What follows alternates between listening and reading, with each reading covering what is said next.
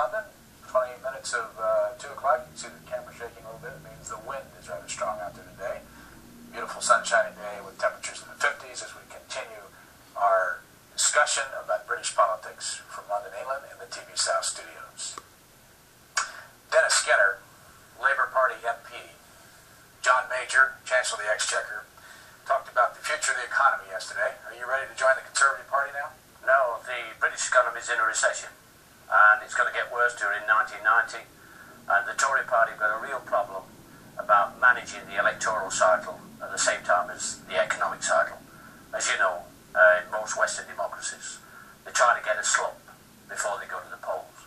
When they go to the polls, they hope that they're getting out of it, or seeming to kid the people on that they're getting out of it. Reagan's done it a couple of times, and Bush managed it to some degree. And now they're coming up to the crunch here in Britain. They've had 10 years of Thatcherism. They told the British people to ride in a solid gold Cadillac, and now we're riding a junk bond economy model with the wheels off. So they've got a problem about getting out of this slump in time for the election, either in late 1991 and 92. Has Mrs. Thatcher done anything good? Not a great deal, no. She's took money from the poor and from the workers and handed it over to the bosses and the people that finance the Tory party. There's been a switch of £26.2 billion from the poor to the rich in 10 years under Thatcher. And now they're calling upon the workers to tighten the belts, and they've got to save the British economy when the rich have had the money. So no, Mrs. Thatcher knows who she's working for. She's working for the people that, by and large, put her there in the first place. And she's got a shrewd organisation, and she's got most of the media in Britain on her side, so she's been able to get away with. Plus the fact that in the course of the last two elections in particular, there's been a third party or a third force in Britain which has kidded the people on that somehow or other can get politics on the cheap without really trying, called the SDP, the Liberal Party, and now it's a party that dare not speak its name, they can't even find its name, and they have managed to split the opposition vote for the last two elections, and my guess is that in the next election it's going to be a straight clash between the party, the Conservative Party that represents the bosses, and the Labour Party that represents working class people and their families. Any chance the Labour Party can win next time? Yes, the polls are all indicating that people are fed up to the back teeth with Mrs. Thatcher. We've got mortgages here at 15%. People that have got pampas grass in the garden are now finding that the mortgages are even higher than that. People that voted Tory in 79, 83 and 87, kidded on to buy the housing, have now realised they're having to pay through the nose for it. So a lot of those people are saying to hell with it. In fact, there are a lot of Tory MPs saying it's high time that we got rid of Mrs. Thatcher. And let's have somebody else who's not as demonstrative and as not as clear-cut in wanting to attack working class people. They've even privatised water here in Britain. I mean, they're privatising rain. I mean, can you imagine it? In America, if that was the same, there'd be Mrs. Thatcher would be privatising the Great Lakes. I mean, this is how balmy it's now become. It's one thing to privatise little things on the periphery of the economy, but now, having done all that, she's got to the centre like water and nuclear power. I mean, they've just come to the House of Commons last week. They're so awfully sorry, made a mess of it. We can't privatise nuclear power, nobody's going to buy it because it'll cost a small fortune.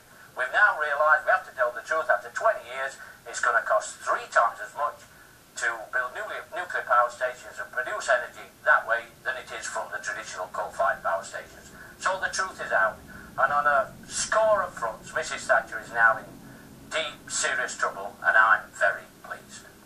How long have you been in politics? I've been in politics for all my life. I was born having politics for dinner. I was born in a working class household, in a trade union household, where we knew what politics really meant. It touches you at every point. And my father was a miner and I was a miner. Most of my brothers were miners, and my grandfather and so on. So we were at the sharp end. We knew what it was like to be in politics. A lot of people say, in politics that means being an MP. That's a joke. You're in politics from the day that you're born. A lot of people say, well, I don't want to talk about politics. You can't avoid it. It's all around you. It's here today and it's here tomorrow. It's at the Berlin Wall. It's everywhere. How long have you been an MP? I've been an MP since 1970. Do you like it? I think it's a well-paid job, better than having to work in the pit underground, you know, about a mile underground, sweating, with only knee pads on and pit boots.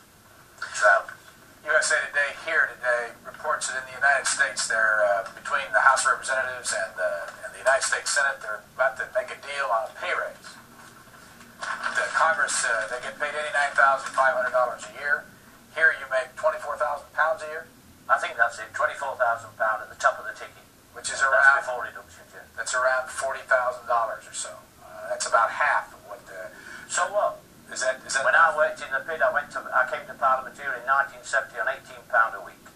And I think that members of Parliament who say that they're badly paid here in Britain, when you consider that the ambulance crews now are out there in struggle, in a dispute against this government, because they're trying to get a measly 11% increase, when the top directors and the non-executives have made 26% increase in their salary last year. So no, I'm not one of those members of Parliament that believe I ought to be paid as well as those in Congress. I think we're very well done by. And if you're a socialist, you shouldn't be talking about massive pay rises for yourself. You should always fight for the people at the bottom of the pile. What is the ambulance dispute all about? I'll tell you what it's about. Mrs. Thatcher's got a problem about pay increases because she realises that now the economy is in such a mess, she's trying to make the workers pay for all the money that's gone to the rich. So they've seen pay rises go up to 8 and 9 and 10% this year. They don't like it, even though inflation's been of that order. And so they've got to get hold of somebody that they thought was weak and that would crawl back to work. And they said to these ambulance crews that are paid miserly wages, something about £10,000 per annum, said to them, let's make them the scapegoat.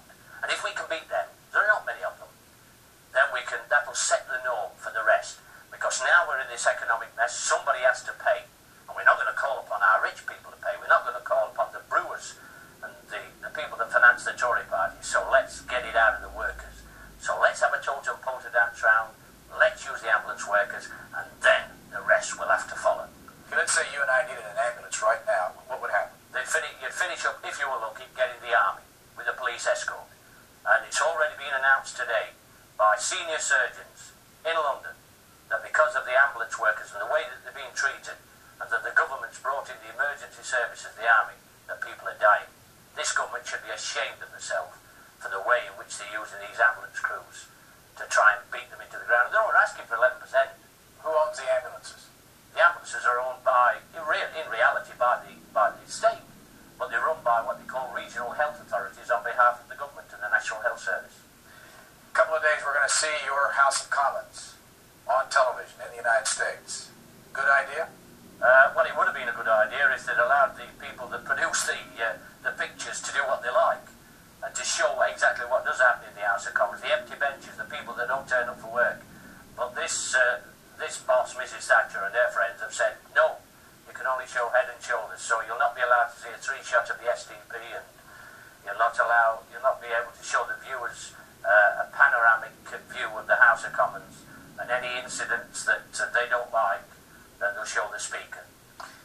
We've talked to one of the consultants that's being paid as much as £200 by members of Parliament to tell them how to do better on television. Mary Spillane is her name. She's managing director of Color Me Beautiful Image Consultants.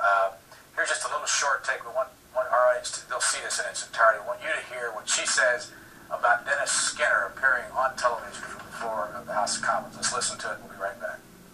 Dennis Skinner. The whirling dervish. Well, I don't know what he's going to dress like for your program, but normally we have at least 3 or 4 or 5 patterns going at once, and his hair is going in all different directions. He doesn't bother shaving, even if he needs one some days, and so, but he is a great individual. He's great radio. He has a lot to say, but on television he's a hell of a lot to take in. Looks like you've shaved today. As a matter of fact, that's a complete utter lie. I don't think she's ever seen me. What do you think of her characterization of you being a great individual and having a lot to say? I don't know about that, but what I do I represent my class. I came here to represent the working class people in Britain and in my constituency. I was a miner, and I represent them as well. And I know what my job is in Parliament, and it's not to kowtow to the bosses. They're doing all right. I'm there to represent the people that are underprivileged, and I shall do that till the day I die. We will get to know